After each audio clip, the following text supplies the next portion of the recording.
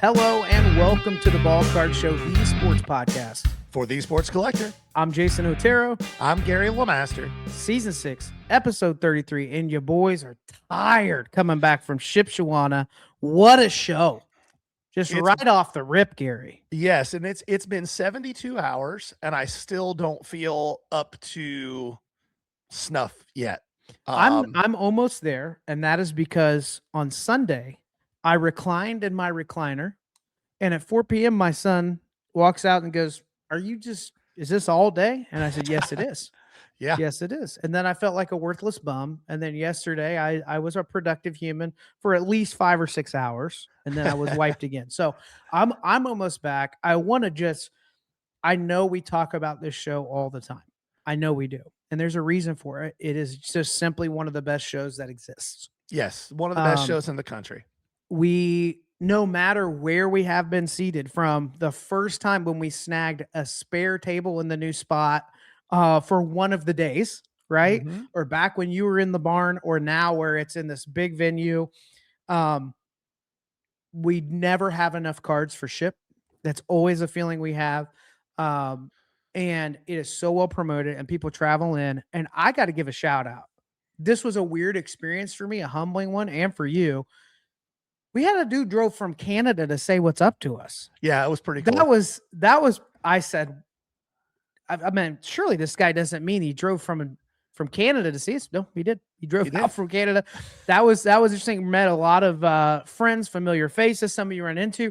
And what's really cool is that some of you, we now have friends just from Ship that we just pick up conversations where we left off. So I had a blast there. Gary, let me hear your rundown on Shipshewana this last weekend. It is, again, I can't overstate, if you are a vendor, get on the wait list. It's worth traveling in from wherever, as long as you have enough inventory to support, what's there. But we had let's put it this way. I think we went to Ship with a showcase inventory of 114 cards, and our showcase inventory of 114 cards, it's $100 and up stuff. There was some other lighter stuff too, but the stuff we track, we sold 144 cards that fell into that category. If that tells you how fast stuff was moving, I think our combined sell-through rate by the time it was all said and done, including new purchases, was 44 or 45%. And it was an insanely large and active crowd. There's a huge difference between just having a large crowd of tire kickers and a large crowd of people looking to buy cards. Yeah. And this was definitely the latter. It was just nonstop from opening bell to closing bell every day. We were so tired on the way home. It's a 4-hour drive. And I think for the first 2.5 to 3 hours, we might have said 10 words. The radio wasn't on. You were saying stuff. You were like annoyed because I'm like a parrot nonstop, and I had nothing to say. And you're like, well, how am I supposed to stay awake if you're not going to yap my ear off? I'm over here fighting for my life driving. And it was. At one point I said, hey, does this thing have lane assist, bro? It was an exhausting 2 days, but boy, is it always a rewarding 2 days. Yep. We have made friendships with other vendors and even from customers that started at that show that have persisted for years now. Yep. I can't recommend the show enough. We've had Brad on the show before. Today's episode, we've got Brent Shannon coming on. He talks a little bit about this. Those guys know how to promote a show. He and Ryan know what they're doing. They know who their customer is. And most importantly, they know how to get people in the door and make it a fantastic experience. Yeah. I like their marketing, and honestly, the best tags that I've ever seen. They have like the vendor tag VIP. They actually designed fun stuff for that. Yeah. I think it was great. A couple things I want to highlight. So for the third time, you and I made our trip out to Howe, Indiana, to Snappers, also known as Howe Sports Tavern, Howtown Pub. Yeah. Okay. But look it up as Snappers. We have been inviting vendors out just a few at a time to check out this little honey hole of a spot that we found. They had live music going on. The drinks were pouring. The tenderloin sandwich, the staple of Indiana, bigger than my head. Have one of those. But what I'm excited about is it's become a thing where now people start to ask, are we doing that? So I had a talk with the owner, and in the March show, we are going to do a vendor event. So if you're a vendor at Ship, you'll be hearing from us. We're going to do a full-blown event. That was really cool. The other thing I want to highlight, a little bit of a teaser here. You and I we're modeling and using modeling.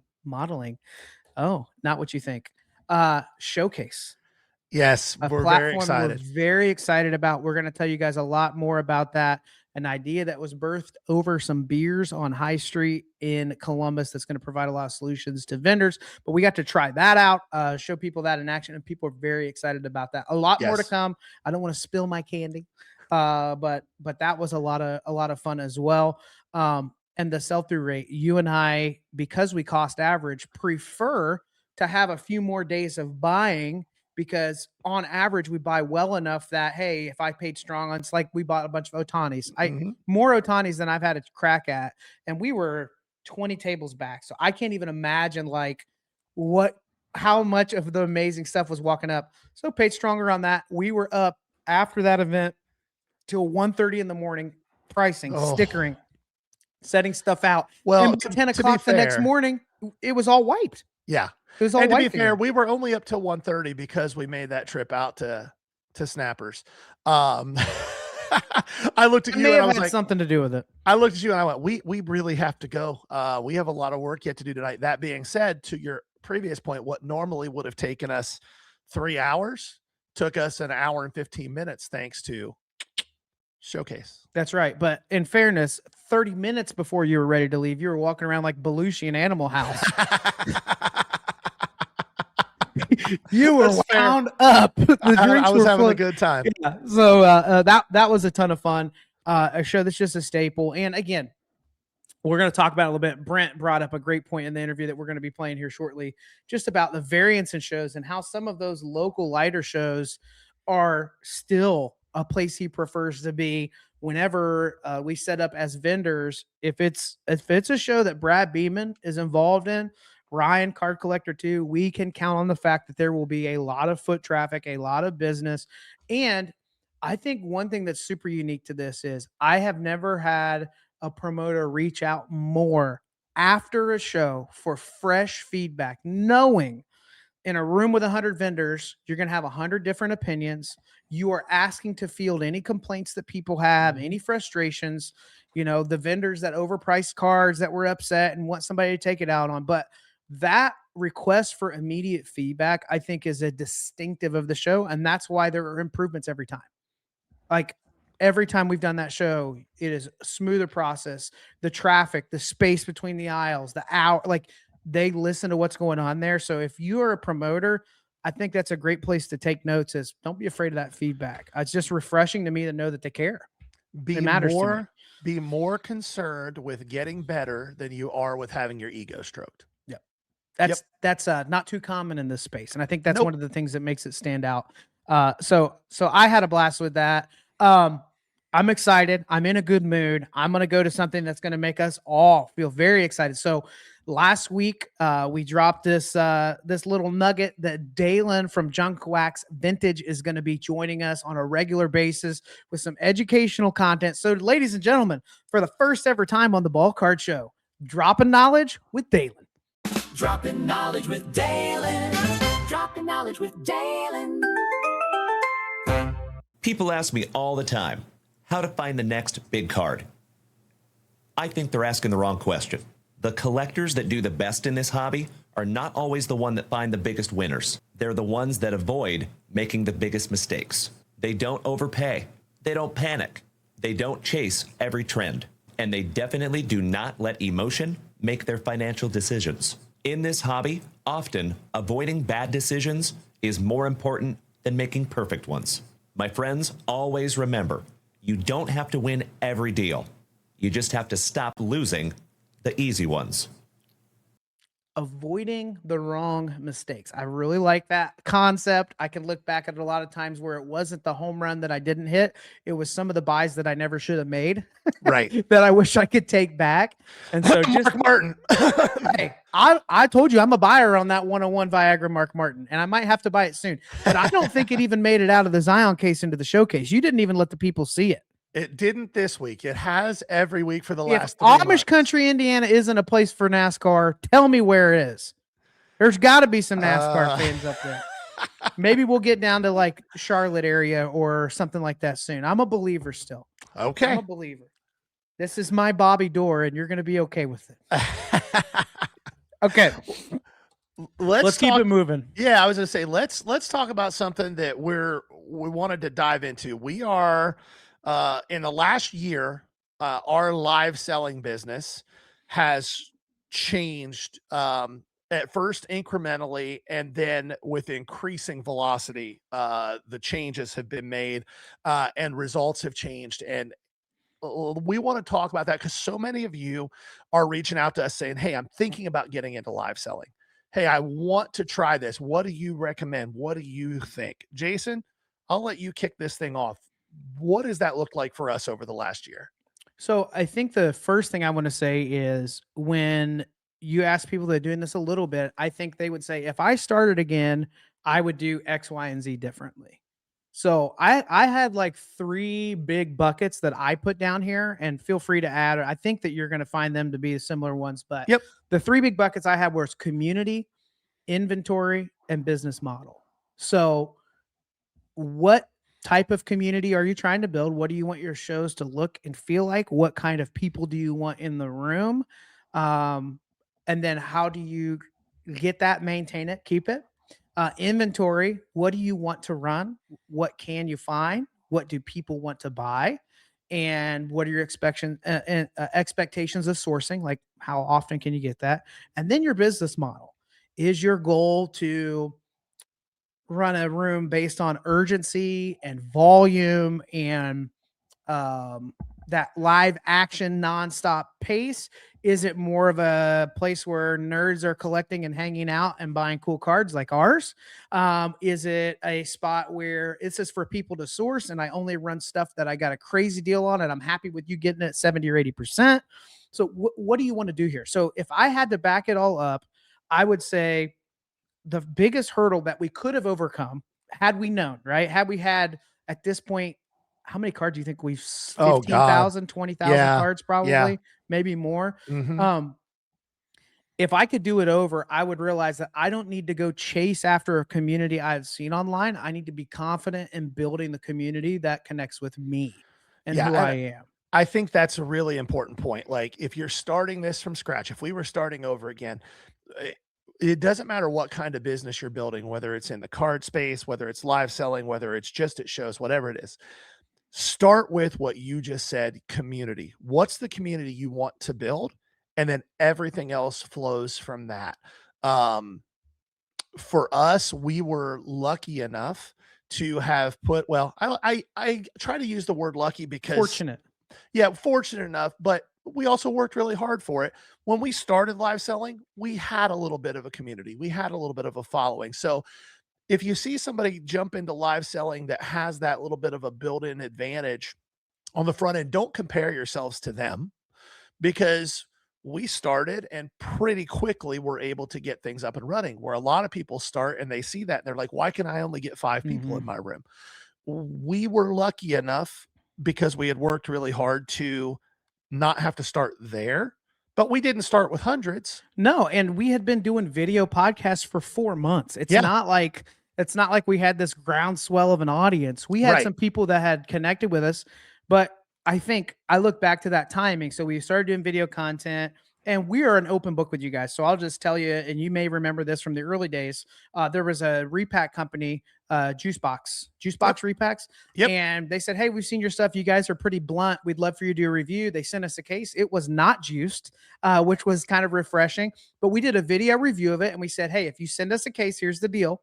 To keep it honest, we're going to use every single slab out of that full case as giveaways over the next 6 weeks. So this was a really interesting lesson for us. And it took us 3 to 6 months to realize what was happening. Yep. But over that first month or two of running that, where we had these giveaway PSA 10 slabs, SGC was still carrying over raw, all that kind of stuff, up to like a $200-300 card, right? There were a lot of $50 to $100 cards. As we were running that, our numbers of followers and viewers in the room just soared. It was taking off.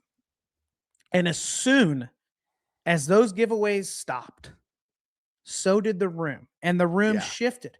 And the buyers were not there for $50 to $100 cards. Nope. They were there for much lighter stuff. And Gary and I had said, hey, we're 90s and 2000s. But after seeing that volume slow down, we kind of went to panic mode. This is where it catches into inventory. We said, well, we need the new stuff. If they're not liking the 90s stuff, we need this stuff and we need that stuff. And we started chasing trends. We need to do sudden death if everybody's doing sudden death. We need to buy this card if everybody, and we would watch that target consistently move on us, right? We were being reactive, not proactive. Yes. And I think a big part of that was we were not yet comfortable in knowing what our community was going to look like on live selling. It wasn't until we got kicked in the teeth so much on Whatnot, because what we thought was going to work, or this buy was going to work, or hey, we would get traction for 2-3 weeks. And then all of a sudden it was like a month of what in the world is going on. It wasn't until we just said, hey, this is our community. These are our people. They follow our content. So they're probably a lot more like us. And we just need to be okay with that. Once we establish that in our community and say, people can come to us, this is our vibe, this is who we are. It may not be the most popular, it may not be the most profitable, and it may not be what the algorithm wants to feed. Right. But this is what we're going to do. As soon as we made that switch, things began to change because we knew what we wanted to look for. Gary, nobody is going to understand this inventory in more than you do. Gary has crafted shows as of late. I think the last month and a half since we joined everything is about 2 months now, I guess. One of the areas that we got immediately more efficient with was what we were selling live. If you remember, I had my own solo show, plus we had the joined inventory, plus we had showcase stuff that we were each splitting out, plus I had the eBay store, and Gary was starting to dabble with eBay as well. When we started saying, if this is our community, what do we want to sell? And let's attract those buyers. Hear me out. It was not a fast return, but it has been one that has been growing. So Gary, when you look at inventory and sourcing live, what are the filters you have? And what are things that are maybe different now than they were a year ago? I think the biggest thing for us when we're sourcing this stuff, and we've both gotten good at it on the front end. I just happen to be the one that builds the shows out on the back end, which means I sometimes have to say, okay, this week, try to target this range of stuff instead of this range of stuff. One of the things that's become a big filter for us, and you're not going to get there until you put the reps in, is very rarely, if ever, do we comp anything that we buy for live. We've learned what our audience likes, what they want, and have a pretty good feel for what certain cards and players are going to sell for, which is way more important than what it comps for. Because at the end of the day, a comp is just a number out in the blue that you may or may not get. Mm-hmm. And so when we source, we are laser focused in on what we have seen over and over again perform, and that our audience wants and they enjoy that we bring to them. And for us, that's just really cool, interesting stuff that they don't see very often from the 90s and 2000s. It doesn't even have to be super rare in the great grand scheme of things, but they just don't see it a lot. And I think the word that we land on a lot is like collectability. Yeah. Is this something that, not that everyone that buys a card is PCing the player, but is this something that's probably likely an end user card? Meaning, like we ran that Aurora Nomar Garcia Parra number to what, 53, 63, 52. Like yeah. 52. So it's like, that's a card that most people are going to move right over in the value boxes. If we put that in value boxes, that's going to take a minute. But on a platform like eBay, where people have been setting comps, shopping there forever, there's a higher probability that there's an end user there somewhere, or a vendor that knows the person that collects that card. So I think you made a big shift there. I'm okay lifting the hood a little bit more when we talk about inventory to say right now we have found that like on average cards that do 15 to 30 bucks are where you can begin to find and source unique things that meet that criteria. Yeah, that still get you within the metrics you need to be at. Yes, and still get you in the metrics you need. But at that price point, I think one of the things to consider if you're selling to end users is, let's say a card has sold for $22, $15, and $19. If it's a Marino that I want or a Zach Thomas, just my filter, because honestly, a lot of his unique stuff is less than $100, right? To me, I am more than happy paying $30 for a PC card that is sold for $20 forever because it's right in front of me. I don't have to go looking for it. I didn't have to drive there. I didn't have to, all X, Y, and Z, right? And so I think for us trying to find that price point where, hey, we can still source this stuff and find margin, but it has a range of comps where people that are collecting the card may be more excited about it. That changed a lot for us. You and I spent a lot of time finding $3 to $5 cards that if somebody loved, they may stretch that to 10 or 15, and that worked sometimes, but super unique stuff with a range. So talk about that a little bit, Gary. If you see a wide range, what are you looking for?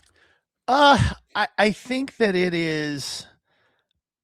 I think you and I look at that a little bit differently. And I know that it's a conversation that we tend to have almost every week, because when I build out the shows, the way I build out our shows, we'll just lift the hood all the way, is we have price bands that we target, right? As far as what we think things are going to sell for.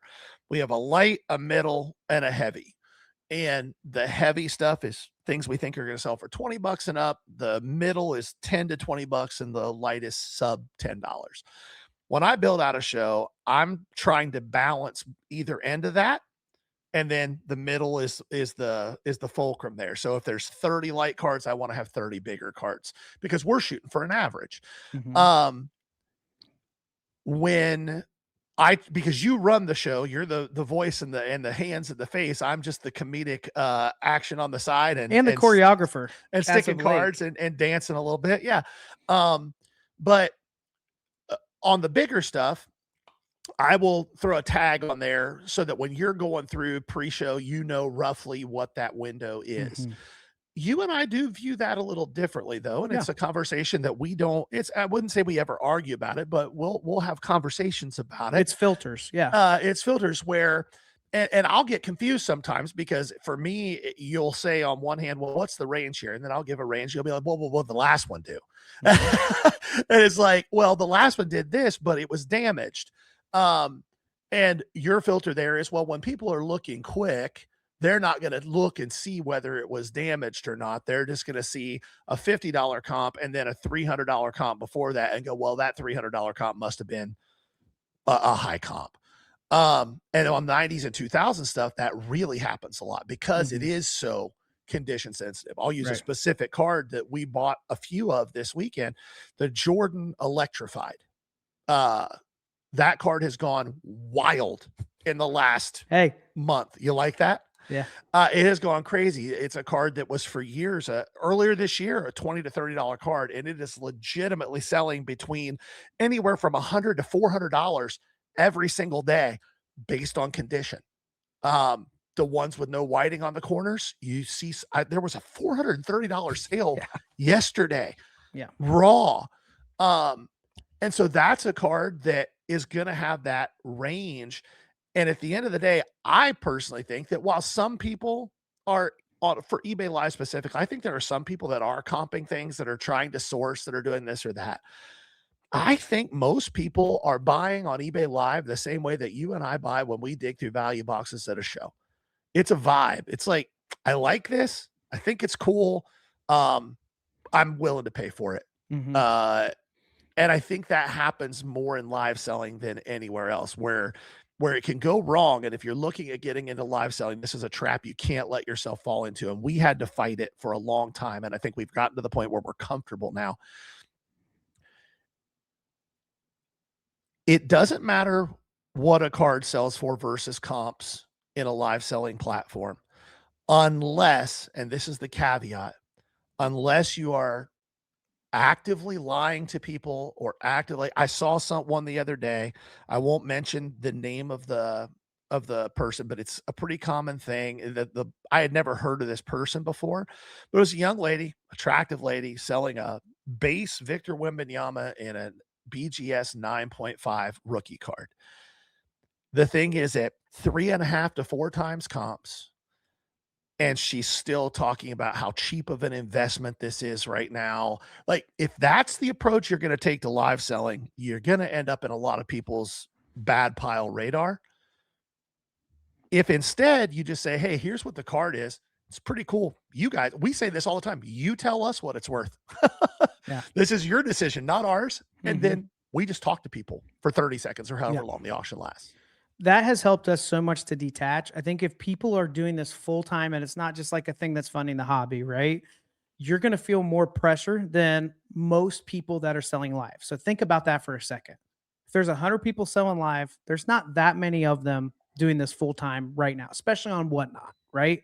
Right. They're not signing a contract agreement. They're just turning on the camera and going. You and I, if we have 3 of those $50 cards do $20, it takes everything within us not to turn into the same salespeople we would be on the floor with those same cards saying, hey, right, guys, there's a $50 card. What are we doing here? Yeah. I think the thing that we have a good tension on is there are cards that Gary gets excited about that I don't. There are cards that I get excited about that he doesn't. And we will talk about why. Now, it certainly becomes a rut for us at times. But honestly, part of the reason is because we use this inventory to cost average. So if we're off on what we think it'll sell for, and Gary does a good job of saying when he values live stuff, it would make you cry, guys. He goes Worst case scenario.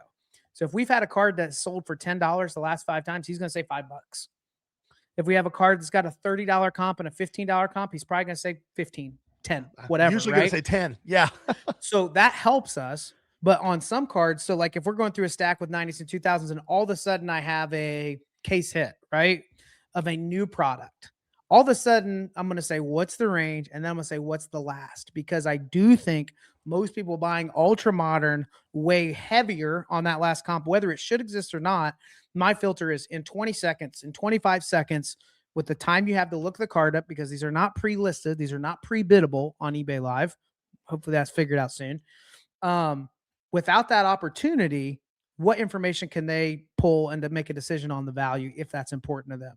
So on inventory, I think keep communication open. If you're doing that with somebody else, don't be afraid as you're saying like, hey, if this didn't go well, what do I think I still get out of this card when you're buying inventory? Let's talk business model here. Yep. All right. So for us, live selling has completely changed everything. I mean, is that the way that we buy, the cash flow for our business? Yes. The confidence that we're going to pay ourselves next week, right? All of these things are deeply impacted by live selling. I'm going to throw out the one factor I say all the time, and I want you to get in the weeds here, Gary, because you're wired for this. But I think the biggest impact it's going to have on your business is you will become a better buyer, a better seller, and you will build a community faster by having live selling. Because if you're smart about this, whatever I buy this week is likely going to be run within the next 2 to 3 weeks for live selling. So you have immediate feedback, not a question, not what will it do. You can learn by successes and even more importantly with the failures, how to buy right for live. It will make you way more efficient. And by doing that, everything else begins to move for you. So how did this get the wheels turning for us? Let's focus in specifically on the last few months, Gary. Yeah, I think that to the point you just made, this is a really important caveat here with this. If you are going to decide that live selling is going to be a part of your business and that it's going to impact the way you buy and cost average your showcase stuff and everything else, you have to. There's no ability to waver on this. You have to be committed to running the stuff that you buy for live selling. You have to be committed to selling it. Otherwise, you're never actually seeing your true cost average, and you're going to lose money really fast because lots of money is going to be sitting in boxes on a shelf in your basement or your office with the I might get to it eventually thing. And here's what happens. We love the dopamine drip of, I bought this lot at $4 a pop and these Griffies are going to do 15. And you run the 15 and you love patting yourself on the back. But if you got 200 cards over there that you don't feel like are worth running, that's $800. That's $800 just sitting in a box, and you can't get 800 out of it. Right. So and get your that's 300 why, and go. That's why going to the model we have recently, which is curating shows, has been so important. It forces me when I'm building shows to go, hey, there's some cards here that we're not going to get our money back out of. But if we mix them in, we're going to do better than we would if we try to do them all at once. And I have to include some of those in every single show. We made a shift a month ago about these cards specifically. We made a rule. If it's a card that's not likely to hit our average, which right now it's, are you okay with me putting out average? Sure. Like between like a rough show, maybe like a $14 average, and a good show would be closing in on $20 just on what we run, per sale. If we're doing that and it's a lighter card, it has to be a really freaking cool card, a card that makes someone feel something. So an example of that would be, because we run a lot of 90s, 2000s, that's where you're going to see a random collector's edge parallel that's just, it's ahead of its time, or a Fleer metal of a B-list dream team bench player, right? Yes. But well, the that's insert set the key. is great. Those are the two keys. This is when we do this with 90s stuff, and I can't speak to what the ultra modern world looks like on this, but I can speak to what we do. If it's a lighter card that isn't a cool shiny parallel, it has to be the right names. And if it's not the right names, it has to be something super cool. Like, so for example, anybody can run a 97 Bowman's Best Atomic Michael Jordan and do really well on it. Like that's, you have all the things there. It's going to crush. But if we're going to run a Michael Jordan card, if we're going to run a paper card from the mid 90s, it's got to be a Jordan, a Kobe, something like that. But we also will run a Bowman's Best Atomic Alonzo Mourning. We wouldn't run a paper Alonzo Mourning, but that Atomic Alonzo Mourning, we will run, if that makes sense. What do we call that, baby? Factor stacking. Let's go. So an example of that with the Jordans, the eye appeal. And again, this is just, some of this is going to sound a little bit elementary, but when I buy low-end Jordans, let me tell you the one that I love right now. And here's the thing about these low-end goats, the sets change drastically. Okay, so what works one week, eventually people do get worn out with it. But right now, one of the sets that's worked really well is the Black Diamond Jordan stuff, Upper Deck Black Diamond. Now, I know the base cards have gone up, comps have gone silly. It's like the Caitlin Clark effect. When her cards dropped, how was it we saw a rookie sell for 70, 90, 20, 100 all in the same day? It's because it was listed and people wanted it. The demand is outpacing the supply. But on that card, it checks a couple boxes. It's Upper Deck, which was, like it or not, in the 90s, considered premium product. It is a full foil card, which makes it the shiny factor. And it looks a tiny bit like some of the stuff Pinnacle was doing with museum collection, Dufex, all of that. So it's got a nostalgic fit. It's a goat and it's shiny. That's a card that has eye appeal. That's a card that, maybe I get $5, but I might get 10. I might get 10 out of that. And occasionally he's in the 45 uni with the black on red pinstripe and somebody's been wanting that, and it'll do $20. It will. So if it's not that, the parallel has to carry it, and we do story time. Now, what do we give up on that? We give up sales velocity. We now take a minute to run one card by the time we've told the story and run the auction, and maybe it does $10. But the other thing that we're doing is we're setting the community and the culture we want in the room, which is actually appreciating and enjoying the card that's there, whether it's $10 or $500. It's a vibe. It is, for us, the guiding principle, and we finally have landed there. It took a little while because it's hard. Like, don't get us wrong. It's really hard to run a live show and get kicked in the teeth over and over again and be okay with it. Like, that's we've talked about quitting 5 times over the year. Yeah. It's difficult to do. But if you can get that community right, and our guiding principle was always, how do we create this vibe that you guys tune in for every week to feel like this, where people can buy cards at the same time, for Yeah. 2 or 3 hours a couple times a week. Yeah. And we finally have landed there. And it's still hard sometimes. It's still hard. Platforms will glitch. You'll have a card that's $100 card all day long, but the platform glitches and it goes for $4. Mhm. And all you can do is say congratulations and know that Yeah. that person's going to come back. And on Right. the inside, you're dying, right? It's not easy, but to Jason's point earlier, it has transformed our business. It has taken the stress off of our business from a cash flow standpoint. The profit margins on it have put us to the point where every single week we can count on live selling paying at least one of our salaries. And that is a huge, huge stress relief. And when you're building a business, running a business and building a business, the less things you have to stress about, the more productive that business is going to be. Yep. Now, caveat with all this, you have to work really hard. Yes. A lot of times people are frustrated. They haven't tried anything different with their live selling. They haven't changed up the business model. They haven't changed up the way that they're selling the cards. They haven't changed the inventory. They still don't know the first names of half the people that are regulars in the room. I can't encourage you enough. If you want to dive deeper on this, I would really encourage you. Couple of conversations. We had one with Jacob from Wiffle Breakers, who made this shift from primarily eBay, buy it now, high volume, low end, and larger stuff too, to live selling. And then the conversation we had with Dalen when we interviewed him a couple months ago about getting to know your community. I think it's huge. Brent here in a minute in the interview even talked about what you were saying. Like when he said he decided day one, when the camera's on, I'm the exact same person.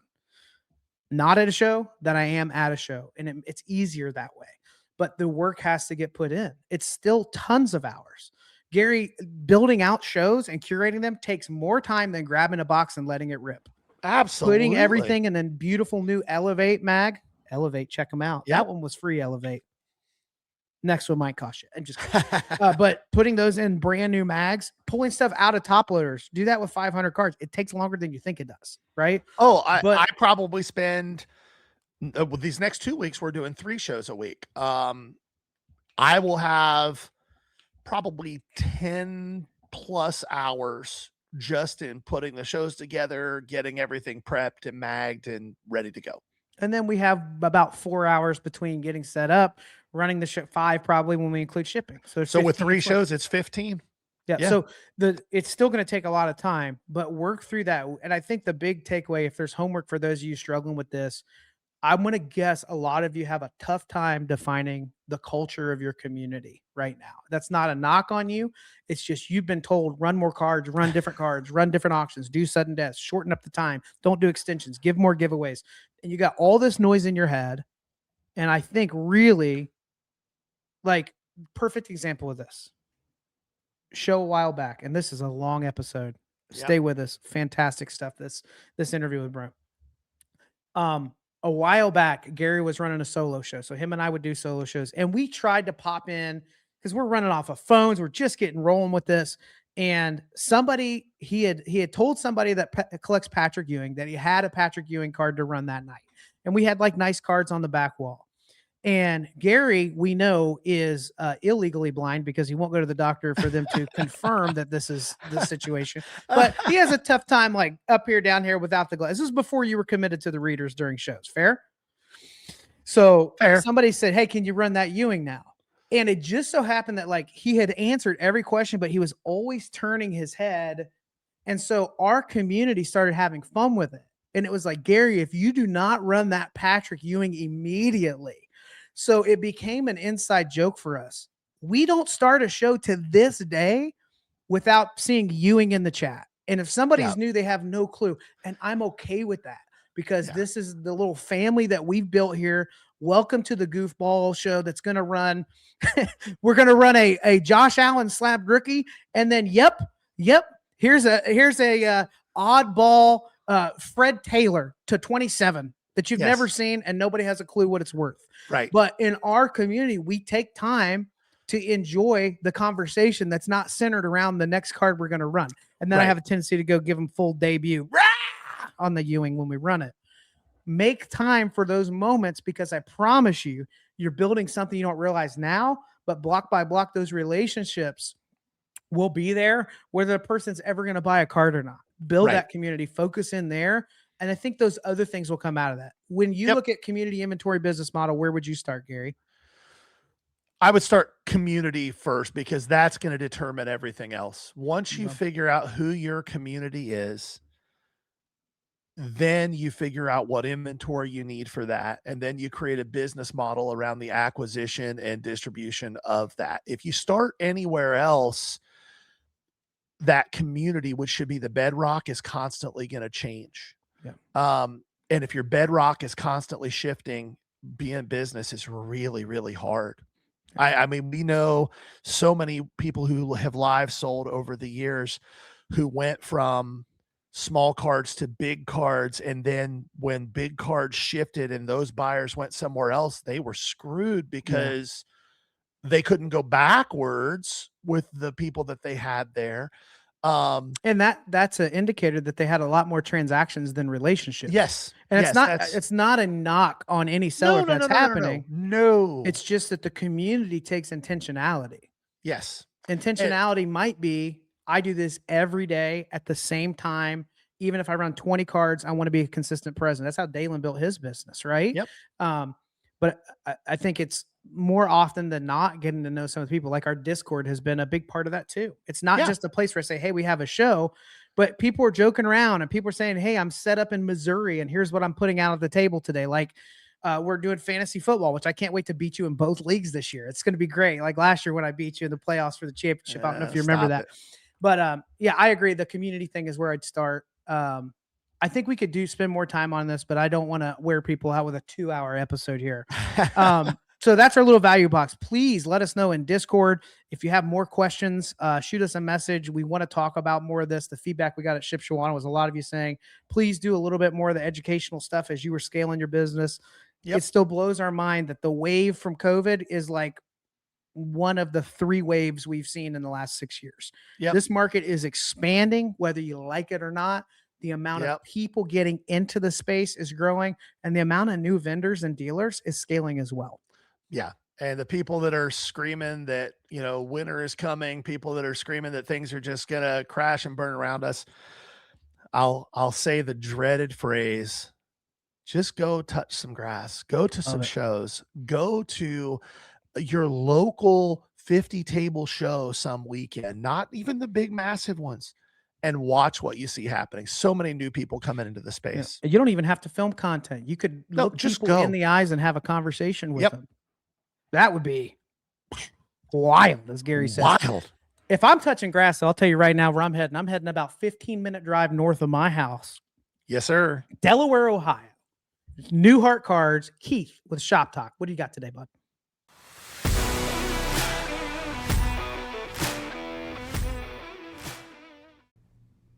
Hi, this is Keith at New Heart Cards, and this is Shop Talk.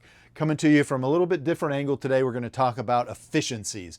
And when we talk about efficiency, I like to talk about our eBay listings. So right now, we have about 14,000 listings on eBay. We've been over 20 many times. It's getting a little bit much right now. So we have cards that are listed for a couple of years, $5 cards to $10,000 cards, right? It's now become such a task for us to find and dig through a card that maybe is a $5 card when we have 800 letter N's, right? So efficiency is that really what we're here to do?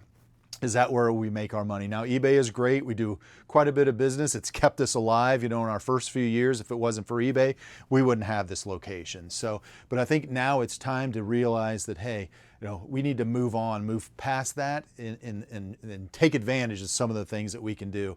And we are learning that maybe having that many listings is not efficient for us. It takes too long, and it takes away from our other tasks to make sure that our shop is, a number one. So any questions about eBay, anything like that, please reach out to us. This has been Keith at New Heart Cards, and this is Shop Talk. All right. Thanks, Keith. As we get ready to go to this interview, quick reminder, we are on eBay Live 2, if not 3 times a week. Over the next few weeks, you'll see us on there a little bit more as we have a couple weekends off, which we can't believe. Be sure to check that out. Now, quick reminder, you'll find us at the Ballcard store. This is the Ballcard show.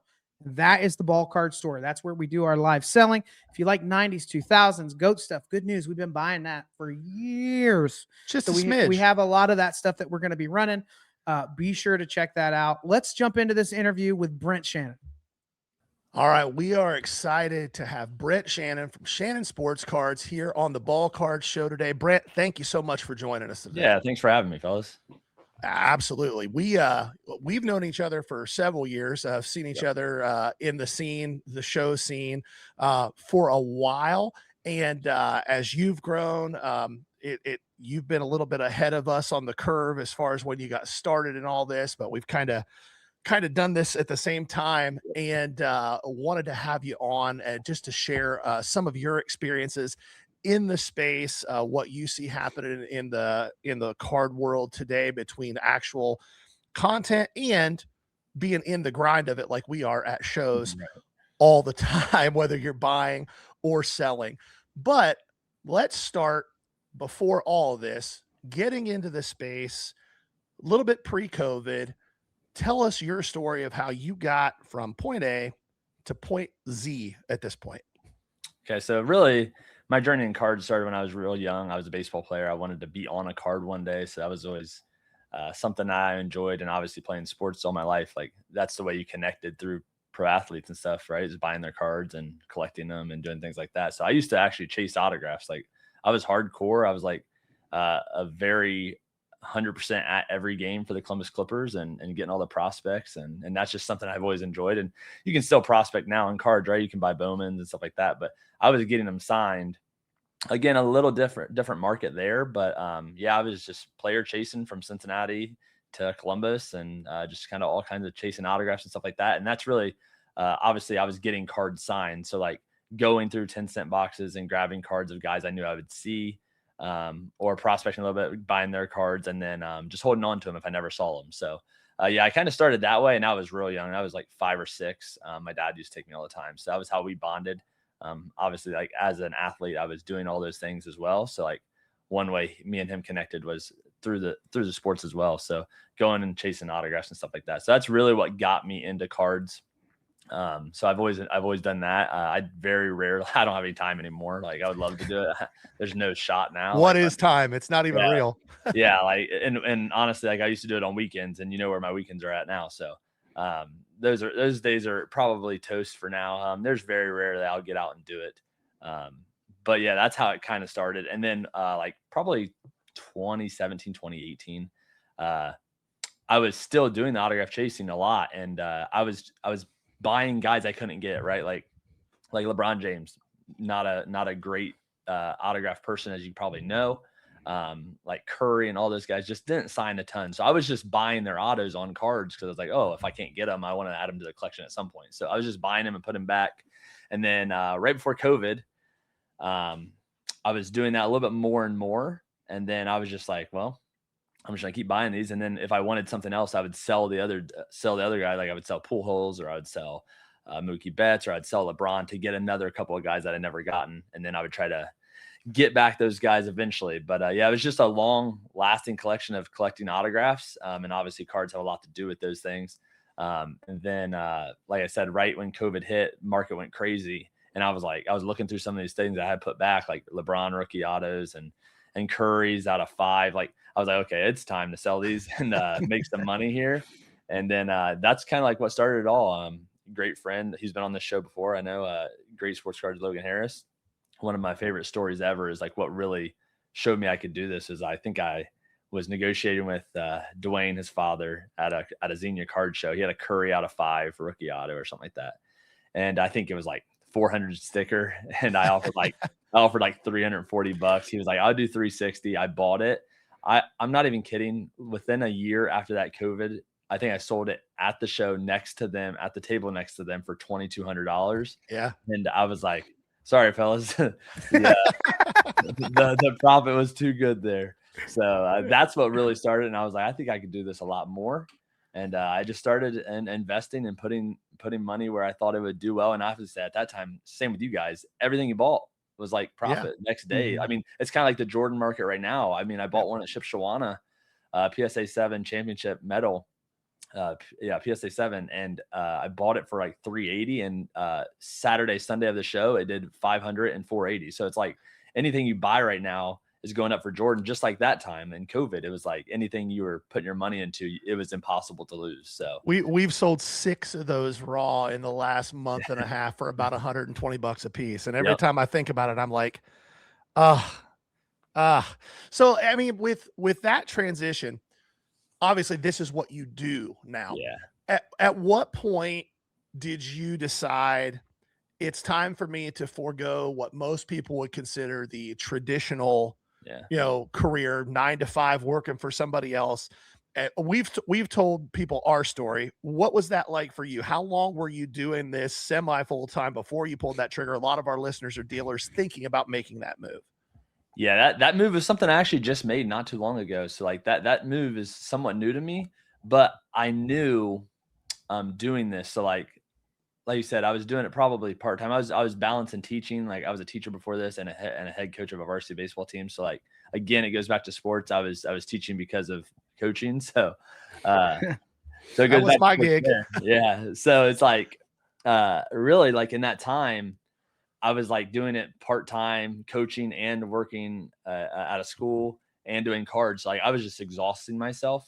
And eventually it got to the point where I was like, okay, I got to cut ties. I gotta make a big boy decision here and go in full time. Obviously made sure the figures were right on both ends to make sure that was feasible. But that was recent for me. But yeah, like you said, I did it for that long, for probably 6-7 years. So like, yeah, it took some time to for sure get the confidence enough to do it. But when I took the summer and I was like, okay, I'm going to really dig in. Obviously as a teacher, you don't work in the summer, you're still getting paid, but I was going to dig in and I was like, okay, if these numbers make sense, I'm done. Like I can't do it anymore. It makes sense. I'm not sure if it's more sad on the teaching side that I can quit and afford more, or if it's just where the card market is and how we've done in this space to make me feel proud about it. But yeah, it was 6-7 years where I doubled down on both of them and kind of worked myself to exhaustion. And then it was just nice. And like, right, it builds up quickly. I think you guys did that as well. When you have a safety blanket, right? There's a job that pays your bills. You can put every dime back into cards and it grows very, very fast because again, you have no bills. You're paying for hotels, you're paying for tables. Other than that, you're paying for cards. Like, so that took some courage for sure to walk in, look my boss in the face and say, yo, I'm done. And which boss, the one at home or the one at work? The one at home, actually, like I think it helps. She sees the money. So she knows what it's capable of if you go full time. That one was, I think, easy. She's always been very supportive. So without her, obviously this would not have been a thing, but there's people around me that did not think it was a good decision, and that is what it is. And I'm here to prove them wrong. And I'll continue to do that. I'm just like I tell my wife, I'm a winner. I don't lose. I hate losing. The Bengals, I will literally go through depression if the Bengals lose because I have no, I can't control it. So even makes it worse. Like at least this I can control. Like when the Bengals lose, I'm pissed. So we commiserate on Facebook often. Yeah, it's embarrassing sometimes. But yeah, this is something I can control. So like my time, my effort, my ideas behind it make me feel comfortable enough to say, yeah, it was time to make that move, and I did that, and I haven't looked back yet. And it's continuously growing because when you take a lot of your time out of what you're doing to split your job, right? Like hey, I got to put my effort here. I got to teach this 5 days a week. I got to do some planning on the weekend. I got to write some IPs and things like that. And then I would say, oh yeah, by the way, you're actually running a $1 million business on the side. Like, can you do that? Well, we figured out a way to do it for 6 years, and it was time. So yeah. Brent, I want to jump in and talk a little bit about the approach you took as you were starting to scale the business out. Gary and I have always been watching as we're setting up as vendors. What do people carry? What type of inventory? What types of deals are they doing? And one thing that we saw on the front end was like early adoption into the case hit stuff. Yeah. the kabooms and downtowns. We really felt like, as we were looking at the other vendors and what they were sourcing, that you had a belief in what liquidity was about to be provided with those. And this is like before the repack scene was even the Yeah. repack scene. You had a hunch. I think that as people become, you can scale your business by being very focused, but then at some point people find some way that they niche down and say, okay, here's the parameters that I'm working with primarily. So for Gary and I, like you mentioned the Jordans, like we love that Jordan's so hot right now, but we also look back and cry over the last year Yeah. because we source a ton of the 90s, 2000 stuff. And just even some of these inserts that were $20 ripping for $100, $150 all day right now. So we say, what if? But you saw something in, especially some of those Panini case hits, that people didn't quite completely catch on to for a couple of years. So I'm really genuinely curious, as your business is growing. You talked about selling off some of those end user high end GOAT cards to help fund the business. Was it an intentional shift to the case hit market primarily? Was it something that just kind of like, hey man, this stuff seems to be selling quick? Or did you see something in those inserts where you thought, hey, this got some long-term viability, this could really rip? Yeah, that's an interesting question, because like that is truly that case hit market truly changed my life. Like it took me from obviously just starting to a 6-figure year. Like that was truly incredible in terms of timing on that part. Like I've always preached to myself, buy cool cards. And I think it's funny that we talk about this now, because like what's happening in that Jordan market, the cool cards are selling, right? Like the cool inserts, like if they're shiny, they look cool. Like that's the same thing I had an idea early of in that case hit market. And I was like, okay, these are cool cards. Like I'm a big Bengals guy. You guys know that. Like the Burrow ones are so sick because again, I'm a big Cincinnati guy. So like the city in the background is so cool to me.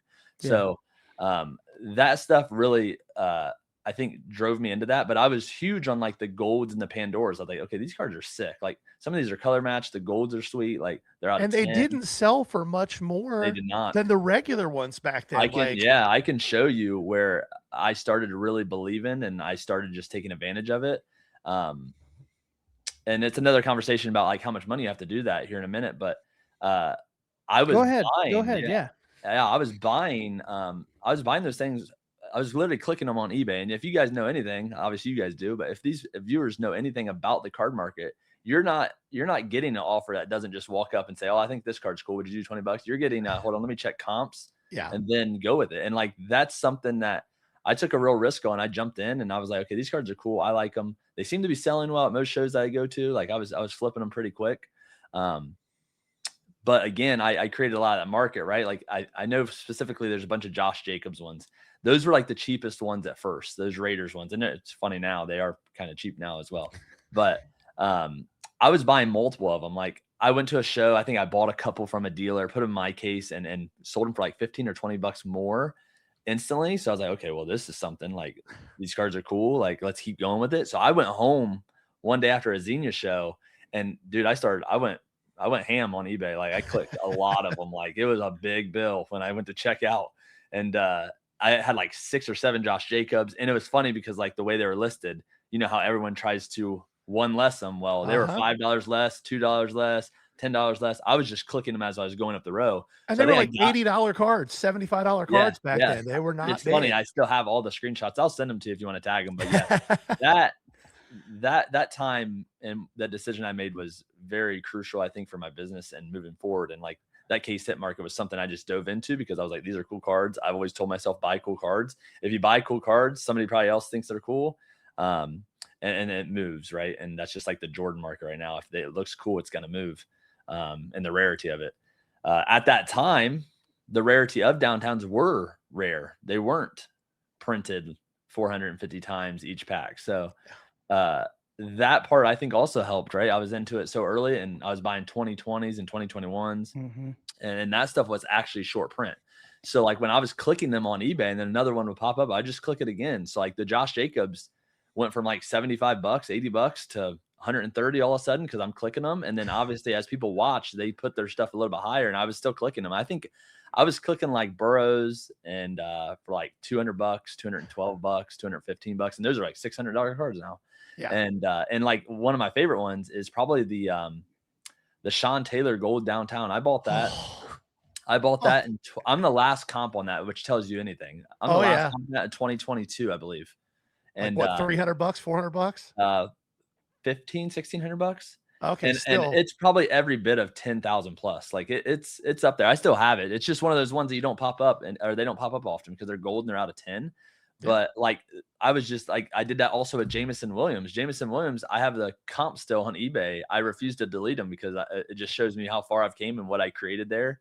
And it's like $234 or $334, and I'm sure that's $1,000 card now. Pandora rookie downtown of Jameson Williams of a Lion. So like, that market changed my life, and it's something I'm very grateful for, and something I'm happy I dove into. As it's went on in time, like you guys know this, those margins are slim. I was buying them at that time I was buying them for comp because I was the comp, but then I was selling them for more, so I just kept doing it. And then obviously, as you think about it, if I'm still buying them, well, people are still listing them. So now that most recent comp would have been 130 on the Josh Jacobs that I was buying at 80 and 85 and 90. So I was flipping them for that 130, and I would keep the 130. And then when another one would pop up, I'd click that one. So it was just like a ladder of just buying downtowns for so long. And it was just buy, flip, buy, flip, buy, flip. And I was creating my own comps. So just something I trusted myself in. I saw the instant result every show I went to. They were sold out.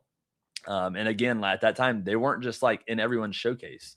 So so that was a big play by me, and it's something that's changed my life and has got me to this point and where I'm talking to you guys. So like that was a huge play. And like I was talking about just a minute ago, with that market really dwindling down, right? Like it's not that it's going anywhere. It's you see a million of them on the show floor though. And and it's 95%. Like that's what I sell mine at. Like there's sometimes we sell at 100%. Like if someone wants it, they'll take it. Like there's a couple out there that are pretty rare that we stick to that 100 to 98% and it goes. But a lot of that margin is 5 to 8%, 5 to 7%. Sometimes you'll get lucky enough. There's a repacker that'll pay 100. But a lot of that market is 5 to 7%. And again, that's not ideal compared to where I started, right? I was buying them for my comp and flipping them for 15 to 20 to 30%. And even as no one caught on, I was still buying them at shows for 70% because like right after COVID, right before COVID, that market was different, right? You were going to shows, 70% was a strong offer. So like, so getting that 70 to 80% when I first started to now it's like 90 to 95 when you got to get them. It just makes it tough, right? You're running a full-time business. You're not trying to make $5 a card. You're trying to make $20 a card. And that stuff adds up. But that was a huge part in my journey in this cards. And I take a lot of responsibility for that market. I know I'm not the only one, right? This hobby's way bigger than us. But I was a big indication of those golds and Pandoras in that downtown market. So that's pretty cool to think about. Yeah, that's pretty cool to think about. Well, I'm going to tack on a bonus here, Gary, if that's all right. Yeah, sure. You're breaking our brains a little bit, Brent, but I understand that it works. Well, Gary loves downtown. So yeah, Gary loves case hits. By the way, case hit Gary is what we like to put in the chat on our lives just for him. Gary and I had a very calculated approach. We're going to buy stuff that we think is cool, but we got to get that stuff as cheap as we can so that we can move the deal on to the next person. But what you're talking about is seeing something that you kind of believe in. You're talking about the artwork. You're talking about scarcity. Those are a couple of factors. As you were a part of this market exploding with the case hit stuff, now we have a completely different landscape on the licensing, on the products. And Fanatics and Topps have seemed to release, like, it's almost like, let's throw out all the case hits and we'll let the market decide what they're gravitating towards. I'm very genuinely curious when you use that same filter of scarcity and eye appeal and art, what are a couple case hits that you think will emerge out of the, now again, we do not do all this speculating. We're not telling everyone to go out and buy stuff, but just by the same filter, when you're looking at what's coming out right now, what are some of the sets that you're kind of interested in? Yeah. With Topps taking over the license, like, those things look cool. It's just kind of weird for me, right? Like I've always been Panini. I've always ran my business basically through Panini. So like that part for me is definitely different. It hurts a little bit because I do enjoy the color blast. I do enjoy the downtowns. I do enjoy all those things. And they look cool. And I don't know how much I'll like them after there's no logos. And I think I saw a little preview at the National. If you walked around, there was some pictures posted of it, and it just doesn't look. It's not it. Not So the like, same. yeah. So I don't think those will do well. I could be wrong. They're still case hits, right? They're still gonna. And what's crazy to me is like a lot of people don't understand this. A lot of that market is based off gambling, right? Think about the gambling that goes on in our hobby, right? Repacks. What are you chasing? You're chasing the case hits, right? You're chasing you bought in for $200. You're trying to hit the $500 color blast. You're trying to hit the $1,000 PSA 10 color blast, whatever it is. So like that market will still be there. Like as long as people don't want to believe it, if gambling and repackage are still in the game, that will still be there. Yep. So like that to me allows me to continue to do my thing. Right. Like, yeah, it's 5% that I'm making on some of that. Maybe it's 8, sometimes it's 10. If it goes up, it's nicer. Right.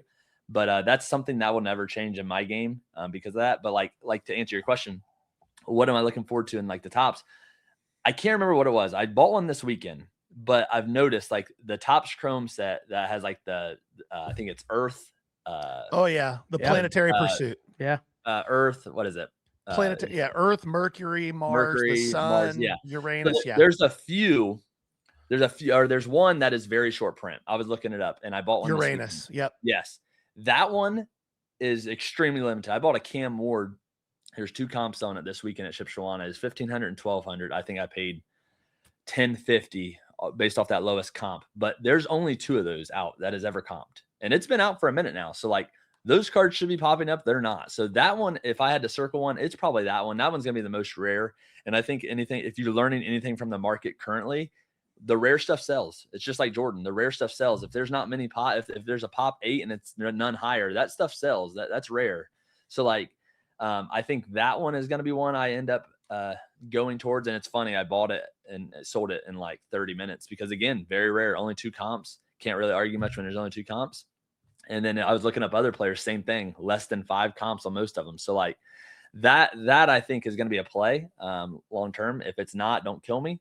But I think, like I said, with only 2 comps on a Cam Ward, that's a supposed case hit. Well, if there's only 2 of them out there right now and it's been out for a minute, I think that's a pretty good, solid indication that there's not many of those ones. So that's probably the set I'll be looking at the most. Very cool card. It's kind of like your downtowns, right? Kind of like your color blast. It has a cool little background to it. And that type of stuff sells. So that would be the one I circled if I had to circle one. Okay. Let's talk about the business side of this for a minute. Yeah. A lot of our listeners are dealers, either full-time or part-time. And you build a business getting in on the ground floor with the case hit stuff. Yeah. It's not a world that we got into early like that. And it's not a world that we do a ton with at any given time. If we start a show with our showcases full, there might be 5 or 6 of them in there, and they're usually gone in the first 10 minutes. Yep. Do you think with a non-6-figure level bankroll that it's feasible to try to run that type of a business on those type of margins right now? Or would you tell people that, hey, get them when you can, but you got to diversify that business a little bit because we're trying to run on 5 to 8% margins unless you're moving 6 figures of stuff a week isn't feasible? 100%. And I think that's the most important part. I think people, again, on YouTube and being an influencer and people follow a little bit what you do. I think, again, being part of that market and being a reason that market shot up so quick, it's something I wouldn't advise unless you have that type of bankroll to move it back out and still be able to go in and buy other stuff. Right. I tell people every day, I'll buy any case that you bring up to me, 90%. Like that's what I'm going to pay. Cause I know I can get the 5% out of it. And I know, like you guys said, in seconds, like it's going to be gone. As soon as I put it out within the show, it's gone. And it's something that is obviously super liquid. Doesn't ever go stale on your showcase cause it's gone. But if you don't have, Shipshewana, for example, we went in there with $60,000 in case hits, sold every bit of them. I think we only have a few of them. So like if you're comfortable and allowed to sit on $60,000 inventory, go for it. It's 5% of 60,000 is a lot of money, right? And when you do that time and time again, and you buy more at the show and do it again, like that stuff adds up, right? Like, again, I'm not saying it's the best business model. I'm not saying it's for everybody. It was for me for a long time. Obviously, it's a little bit better margins. That is something I was comfortable with. And it's all about change. And I don't think if you don't adapt and you don't change to what you need and how your business needs to be ran, you're gonna see some failure, because a lot of kids, and this is the part I wish I could show on my end. Obviously, don't want to get too personal and like how much money you got and stuff like that. But when you're working with a bankroll that allows you to sit on $60,000 worth of inventory, you're okay to buy other stuff and still have that and go into the show and unload it on everybody. If you're working on a budget of $2,000 and you buy 4 case hits, well, there goes your $2,000. What are you gonna do for the rest? Yeah. So like that part, 100%, I would not advise anybody to jump into it if you don't have the, I guess, the cash flow to keep it rolling. Because the most important thing for my business is now, right, that changed. I was huge into it. It killed it for years. I was making 10 to 15% for years.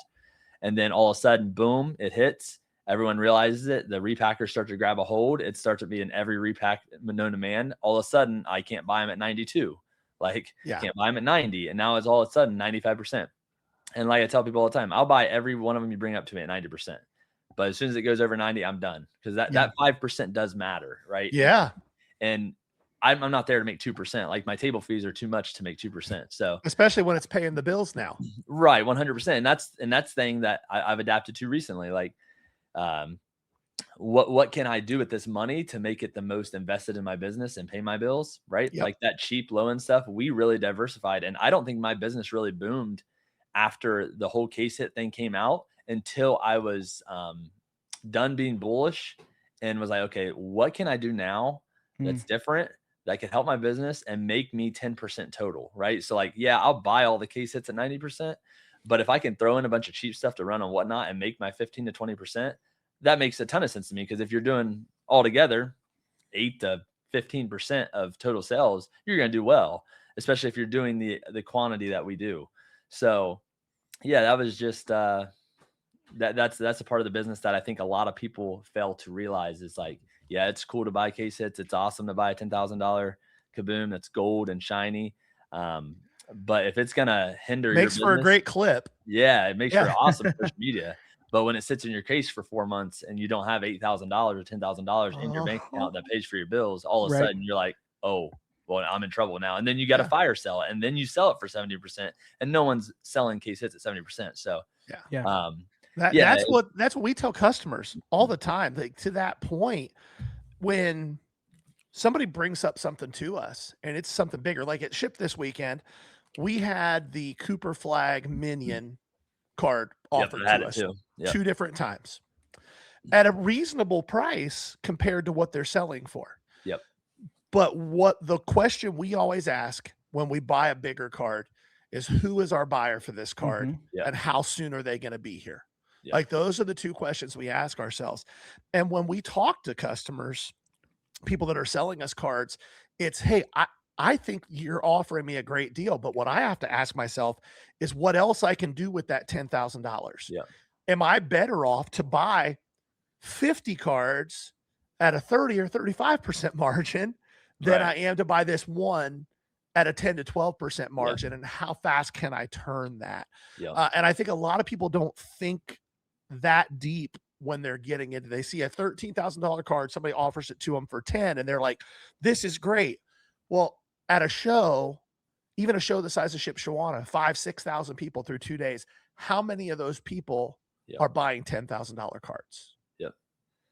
Well, yeah, and that's something I tell myself when I buy something like that, right? Like the Sean Taylor, I clicked it on eBay at $1,700. At that time, it was a lot of money, right? It was the only one up there. I clicked it, and I was cool with keeping it. Like that was my plan behind it, and I still have it, and it's went up crazy. And that's what we ask ourselves too. It's like, what moves best for us? Like the case hits move best, but it's that 300 to 800 range. It ain't the 15,000 range. So like. No. Yeah. So like it's 100%. That's what you should be asking yourself. If you're sitting behind that table, hey, how quick can I move this? Oh, sure. I'll pay 90%. I'll make my 5% this show. Yeah. All right. Or if I'm going to pay 90% of a $2,000 or I don't even know what those minions do. You remember what they were doing? The flags are doing 13 to 14K. Yeah. Okay. Which is insane. It's and wild. again, I'm a huge case hit person. I don't want a minion. Yeah.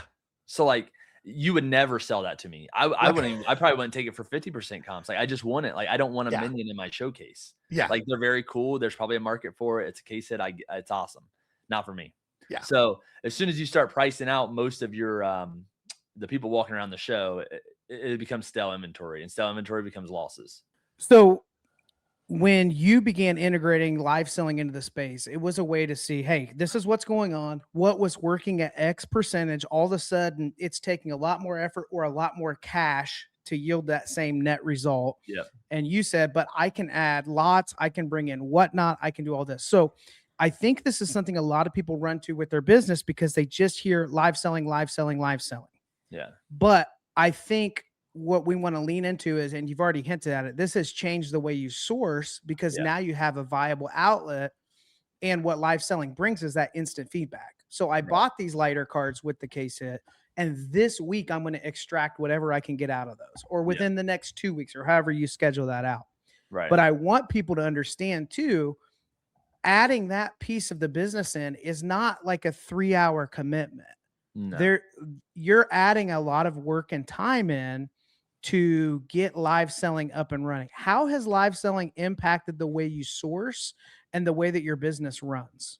So I'm actually extremely blessed that I did move to this whatnot and this platform and stuff like that. It's a huge help, right? Like again, I'm on YouTube, so like when I was buying case hits, people love it because I'm spending all this money, I'm doing all this stuff. But now people are like seeing me do a little bit of different things and changing my business right in front of their eyes, right? Like it's like you're on a journey with me, and that's one of the best parts about it, because like a person might have 5 or 6 case hits that maybe they want a little bit more than 90%, but if I can get their cheaper end or their mid end for my showcase or for my whatnot show at a lower percentage, I end up buying it all. Because again, it makes sense money wise, right? And I have a source for each one of them. Like when I'm buying in my head, as I'm looking through someone's showcase, I'm like, okay, that's going to my showcase. This is going to go to my whatnot. That's going to go to the case hits in my showcase. And there's every time I do a deal like that, that's what I do. And you can see it a little bit in my videos when you watch them, because you'll see me think about it a little bit, and I'm like, okay. And then I'll start to tell people, hey, what's your price per card on this? And then let's see what we can get to on the bigger stuff. Yep. And that's a huge game changer, right? If I can get it to $3-4 a card of my good whatnot stuff, that's a no-brainer. It's going to do $5 to $10 because it's cool cards, right? Like people buy cool cards. And when you have cool stuff on whatnot and eBay Live and Fanatics Live and TikTok, you're going to sell well. You're going to do well. Not everybody's in it to flip. So a lot of people are on there buying the teams they like, right? We have a Jerome Bettis running tonight that's game used out of I think 200 patch that we're going to run on whatnot. I think I bought it for $4. There's no shot that's doing under 10. Game used Jerome Bettis. Like people love that stuff, and it's going to continuously sell like that. And but that's one thing that really, truly, and I think my business was great when I first started, right? I hit early. The case hit market changed my life, brought me in money that I never thought of growing up, talking about sports cards. And then all of a sudden, I had to change, right? The margins weren't there. It was 5 to, or for a long time, it was 15 to 10%. I was just absolutely killing it, especially when you're selling $50,000 and $60,000 worth of stuff all at once. Then all of a sudden, repackers come along, and all of a sudden it's like 95%, 98%. And now all of a sudden my percentage went to 5 to 7 to 3 sometimes to losses, because you're working at such a small margin range on those case hits at that time, and still are. It's still one of the craziest markets out there. I don't care what anyone says. They can say it's down. It still sells the quickest out of anything in your showcase, minus like GOAT stuff right now. So it's still there, but like that part, I think it allowed me to diversify into like what I think is my best business so far. So again, change is good. I think a lot of people refuse to do that and to jump into different markets that they're not unsure of and stuff like that. So that was huge for me. Right. We're sourcing out 1,000 plus or 800 to 1,000 plus cards a week on whatnot in terms of that. And then we source out another 100 to 200 at shows, and we source out a decent amount of stuff to some other repackers. So yeah, we have a big system of different ways it goes. And in my head, each deal, I'm like, okay, That's going to go to my showcase. This can go to my showcase, but all this stuff is going to go to my whatnot, and it's gonna hopefully do well and whatnot. But obviously, that's something that like you said, you have live results as they go. But if you get a feel for your audience and you know it sells well, and you can really do well in there. But yeah, like it's huge. If you are one-sided on your time to business on cards, it's going to be a long road, because again, you're sourcing to one audience, and that's what I was doing for a long time, and it was great. But then, like I said, change was necessary. My business has thrived since I made that change.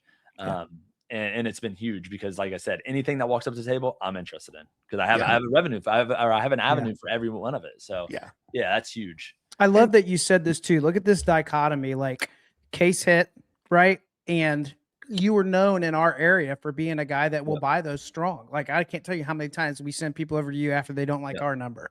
Right? Because they might like yours a little bit more. But even as you're breaking down the business, the thing that's been the game changer, and I hope people hear this, is still being willing to grind it out on $5 to $10 sales. Yeah. Like, eat those over time with volume, with an audience, a community that you build out. That's a viable way to increase those margins and get the end user stuff that they like, that's unique from home. I think that it's so important for people. I think a lot of people scale a business and they see a showcase and they see a brand and they see the content. And I think there's an assumption that I just need to buy more of the right stuff. And you do need the right inventory, but a willingness to shift and find other ways and other price bands and other buyers that will help keep that engine running is huge. So huge props to you on like seeing that and realizing this one feeds the other. Yeah. And now your sourcing became a lot easier because of that. I'm really curious, and then I'll shut up and let Gary get to the next question. But when you bring all this inventory in, when you're looking at your cost, or if you cost average, or if you split, how do you track? Do you treat them as completely separate inventories at different price points? Do you bring all your buys together to lower the cost on those case hits? What's worked well for you?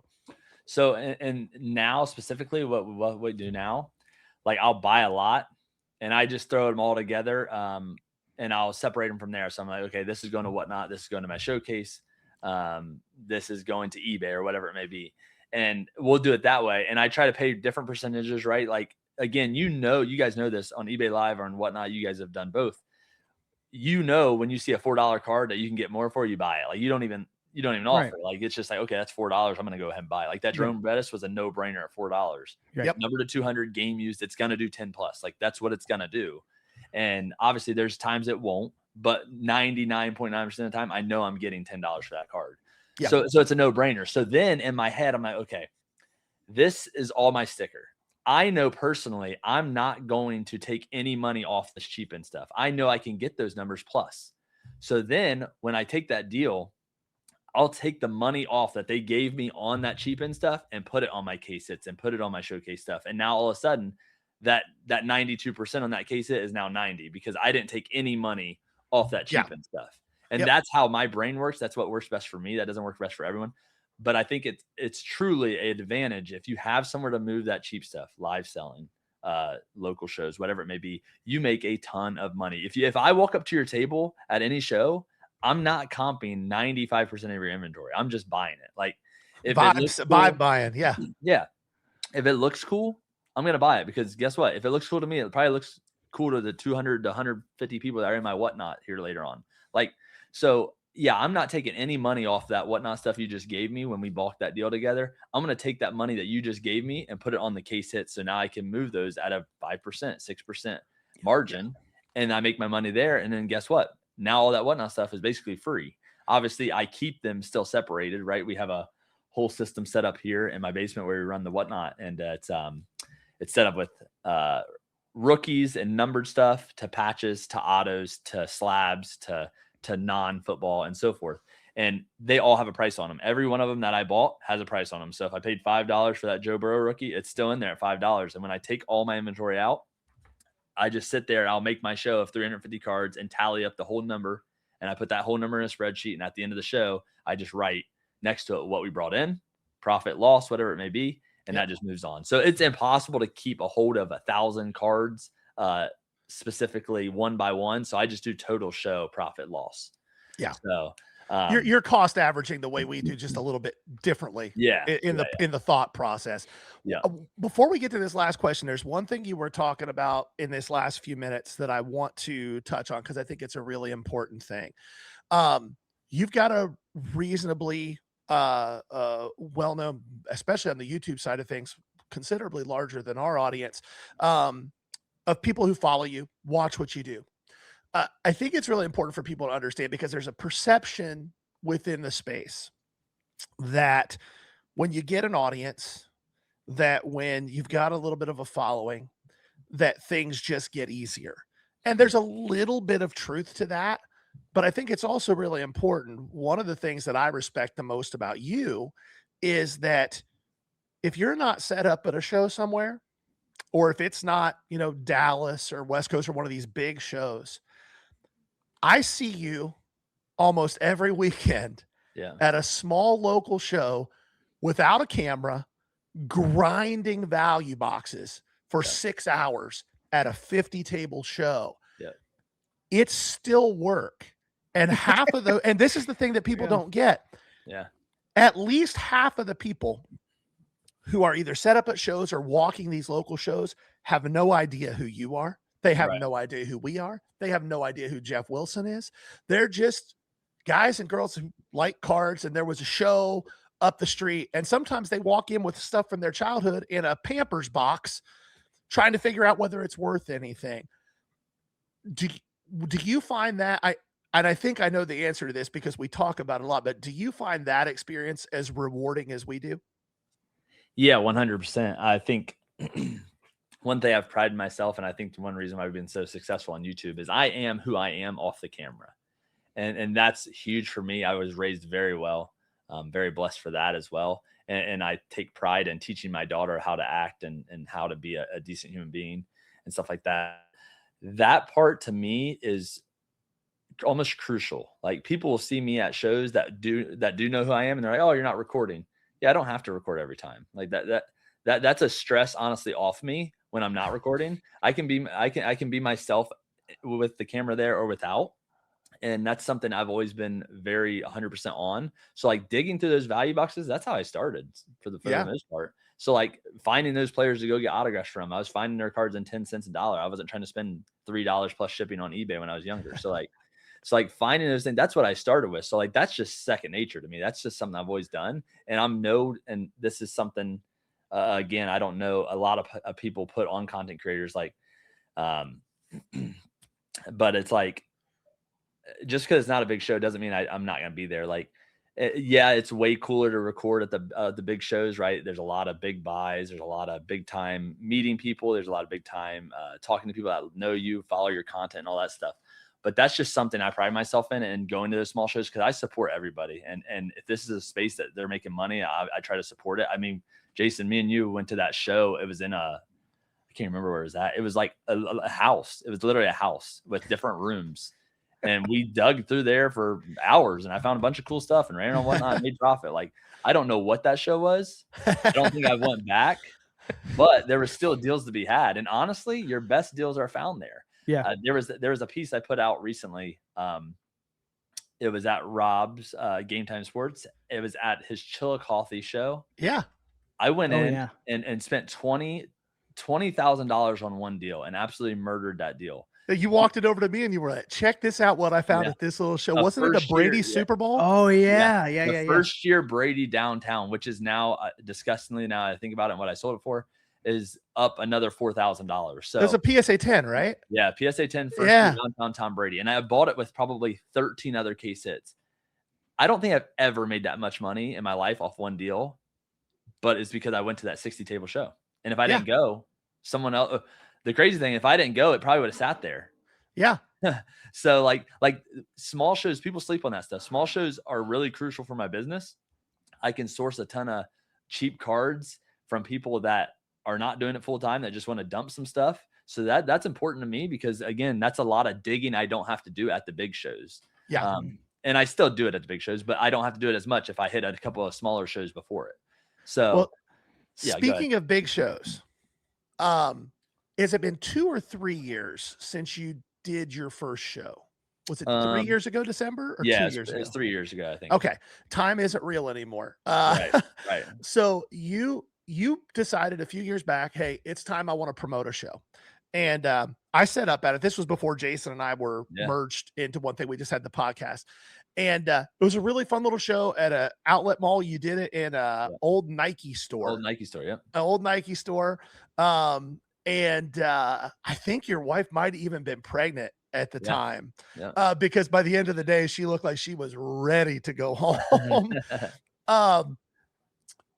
And it's been 3 years, and I think I'm okay to say this. You're getting ready to do another big show. Yeah. Let's talk a little bit before we wrap up here. What are the challenges that are associated with running a show, whether it's small or large, but specifically on the larger side, that both vendors and people walking the show just may not understand or be aware of what goes into it? Yeah. So a couple of things talking about the show market for sure. Personally, for me, it's all about the crowd. Like, I want my dealers to be happy. I want that crowd to be huge.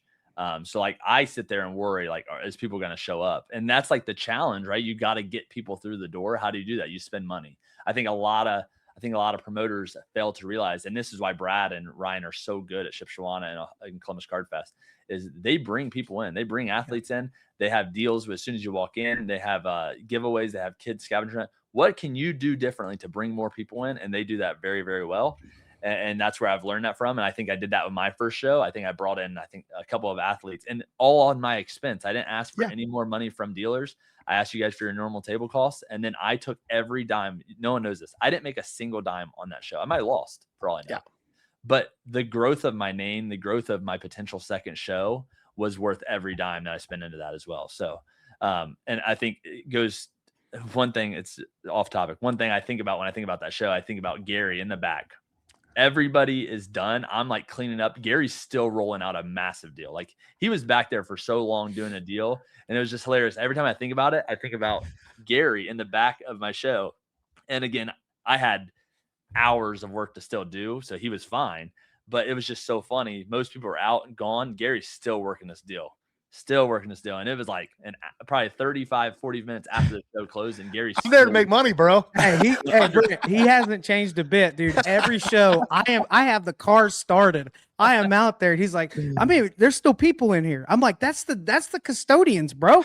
They're packing up tables. He's like, there's still money here, bud. And then like 9 out of 10 times another deal walks up. But I don't care because I was hungry and ready to leave. But ready to roll. That is Gary in a nutshell. But he loves it.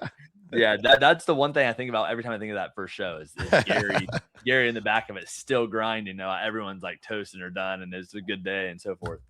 But getting back to on topic, what you guys are asking is things that really get me rolling for the show is just how many people can I get through that door? I want that thing to look as packed as it can be. And how am I going to do that? I'm going to spend my own money, put my own effort into making it that good.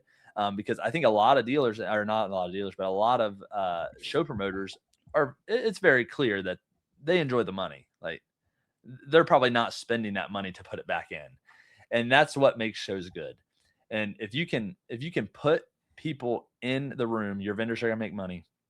If you can do things for your vendors, I think my first show, I put a goodie bag at each table for each vendor. It had water, it had a granola bar, it had different stuff in there, treating people right and stuff like that. So like, I'm not more so worried about like the show, because I cross my T's, dot my I's way before it, right? My first show was vendor asked only. I didn't put it out there that I was running a show until late. And I was like, hey, I was reaching out to the best vendors I knew. I was like, hey, I want you to set up. I was like, I'm picking my vendors. Like, some of these shows are 400 tables. There's just anybody that's breathing that will fill out an application. Yeah. That's not what I want. I don't want hot sauce sitting on tables. I don't want balloon animals being made in my door. Like, that's not what it's about. And again, that's no shot at anybody. That's just not me. Sure. And I take pride in what we look like at Shannon Sports Cards, and I take pride of what my shows look like as well, because it's a representation of me. So this next show, like you're saying, is coming up. It's gonna be probably 11/8, so November 8th. The reason I did that, Gary, is because the Bengals are over in Madrid, so I won't be as mad that I'm missing something. but yeah, that's coming up. It's in Pickerton North High School. It's going to be every bit of 250 tables, which is a huge jump for me. I went from 100 last time, or like 85 to 100, to now what will be 250, and it's separated. One thing I like to do, and more and more people are getting adapted to it, I think it needs to happen more, is it needs to be clear as day. Hey, there's going to be 3 gyms full of sports cards at my show, and there's going to be a cafeteria full of Pokemon. Yeah. And specific numbers, right? Like I know personally, when I go and I take my videographer, who costs me a lot of money, but he does a good job. When I take him to a show, I expect to get a decent show video on YouTube. I can't do that if your whole floor is Pokemon. Like, it's just, I don't buy it. So like, it does no good for me to do that. So, and not that there's anything wrong with having Pokemon at a show. Right, it's 100%. a part of our space. But to your point, get to the cafeteria, have a space for it, so that it's where it's separated. People that are consumers know, if I'm a TCG person, I don't have to wade through 200 tables over here, and vice versa. I don't have to wade through it here. Yep, 100%. And I think that needs to be where we start getting to as show promoters, because again, saves you a lot of time, right? Saves me a lot of time and effort. Gary would be mad if I set up 3 full gyms full of Pokemon and put him right in the middle of it. It's just, you're not going to do well. So, and you want each vendor to do well, and you want each person that comes to your show to be satisfied, whether it's walking through the door or sitting behind the table. So yeah, but again, just to get back, I do a lot of my dotting my I's, cross my T's before the show. So I'm never worried about my vendors. I'm never worried about stuff like that. Like I'm sure other people are. I'm worried about who's coming through that door. So how can I get the most about people through that door? And how are we going to do that? We're going to have athletes, potential Jack Sawyer sighting. We'll see about that. See if he can join us on his off week. And then a lot of other guys. I know we've been talking. Well, I'm guessing he'll be in Columbus. Isn't that the Oregon? Yeah. I know it's Northwestern, I think. It might be Oregon. It might be Oregon. I'd have to look. But yeah, he has an off week, so we're trying to get him there. If we can't get him, we're gonna have a silent auction full of some game used stuff. So that'll be cool. Oh, sweet. And then other athletes that came from there, we have a few of them, and then we've been talking to Chris Sabo and Ken Anderson and stuff like that. So you get Kenny coming. All right. Yeah, I'm bringing some rec specs for him to sign. So we have some definitely cool people going to be attending, and it'll be a multi-show year. So we're going to look to run it back multiple awesome. times in the following. Nice. So yeah, but that's like you said, like, it's just, what do people worry about? That's what I worry about. I worry about how many people's in that building, because the more people in that building, the more money you guys are going to make. Well, those are the promoters that we like to support. The promoters that understand who their customer is. Yeah. The customer isn't the people who are walking through; it's the vendors for sure. Yeah, So, Brent, before we wrap up here, so I think there's a lot of our audience that would love to connect with you further here. I think you've provided a ton of value just on talking through the evolution of your business, things that you're focusing on now. I think the sourcing conversation you had is going to help a lot of people. How do we connect people further with you so that they can follow you, watch the content, join you live, all the things? Yeah, we're Shannon Sports Cards. So you can find us on any social media, right? TikTok, Instagram, Facebook. You can also message all through those. I have every one of those accounts on my phone, so I'll see the message eventually. There is 1 million of them in my request, so I do have to work through some of those. But yeah, on YouTube, Instagram, whatnot. We're a little bit everywhere, and we're at most Ohio shows, some of the bigger shows in the country. So you can find us about anywhere you want to find us. Awesome. We're grateful that you took a little bit of time to spend with us. A lot of ways that we look up to you in this space, and we're just really appreciative that you were able to bring value to our community with this. And for sure, definitely won't be the last time we have you on the Ballcard show. Yeah, I would love to be back. All right. Thank you so much, Brent, for sharing some time with us this morning. If you guys haven't, like Brent said, make sure you go follow his content and keep up with his live selling stuff. He does a great job of bringing really cool stuff to you. He's primarily on Whatnot right now. Find him at shows. He will buy your case hits at 90+%. If they don't you come over there with right 91% expectations. And we really do appreciate that, though. Brent's been a friend for a while, and we've wanted to have him on the show for a while. So hopefully you guys got a lot out of that conversation. I know that we did. What do we have coming up next? We have a couple weekends off, and then we've got Grove City, right? Grove City Card Fest. We have the Mountain State Collectors Convention in September as well. That's a 3-day show in Charleston, West Virginia. I believe we've got one other banger show that month. I'm trying to remember what it was. Is it local? Is it Xenia? It in might the be middle? Xenia. Yes, Is it- we got mhm. Xenia in the middle there. So October's busy too. We've got the Midwest Monster in Indianapolis, and at the end of the month, Nashville. Yep. And somewhere around that time, you're going to become a grandpa, Gary. yes, sir. It's coming fast. My daughter is messaging my wife and I every couple of days that she might not survive this summer. It's been hot. They did just move into a cute little house up north, so she's been prepping that and getting everything ready. But she is definitely 3rd trimester pregnant, and you know her, so the extra is always on display. It's called nesting, Gary. It's biological. There's nothing you could do about it. Just be a support there. All right. That's a lot of talking. Great interview. Thank you again, Brent. Thank you, Dalen. Thank you, Keith. Thank you, community. When we talk about our community, if you're watching this, hey, there's That's not you. that many of you watching this. It's you, baby. It's you and everybody else you know that we've talked with. We love you. We appreciate you. And we'll see you again. This has been the Ballcard Show, the sports podcast. For the Sports Collector. Bye now. Peace.